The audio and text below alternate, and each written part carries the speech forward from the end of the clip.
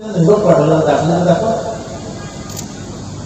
पण आपल्या इथे महापुरुषांबद्दल काहीही बोलावं आणि आपण ऐकून घ्यावं अशी परिस्थिती निर्माण झाली। मला तर वाटतं की महापुरुषांबद्दल बोलल्यानंतर काही स्पेशल सरकारने केलं पाहिजे, जरा थोडंसं 2-4 दिवस तरी आता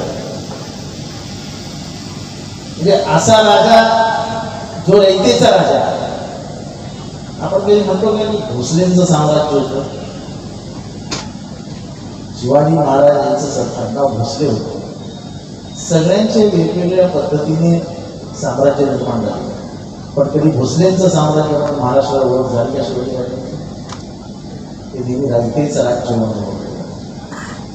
ज्यांनी रयतेसाठी हे राज्य स्थापन केलं ते शिवाजी महाराज। म्हणून आजचा दिवस हा महाराष्ट्राच्या दिवसाच्या दृष्टीने हा एक सण असल्यासारखा साजरा करावा। आता आजकाल जरा वाढला, हा सण वाढत चाललाय। पहिले थोडीच माणसं होती सण साजरा करायला, पण आता मला जागोजागी मिरवणुका दिसतात, हे चांगलं लक्ष आहे। हे हा सण महाराष्ट्राच्या दृष्टीने खूप महत्वाचा आहे। 18 पगड जातींना एकत्र घेऊन जाणारा हा राजा होता।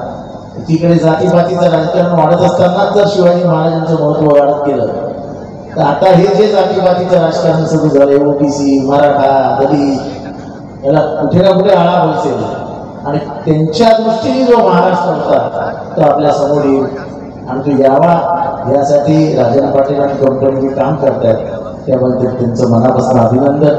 त्याचबरोबर वर्षभर ते स्तुत्य उपक्रम राबत राहतात, त्याबद्दलही तुमचं सगळ्यांचा आभार। दुसरी गोष्ट म्हणजे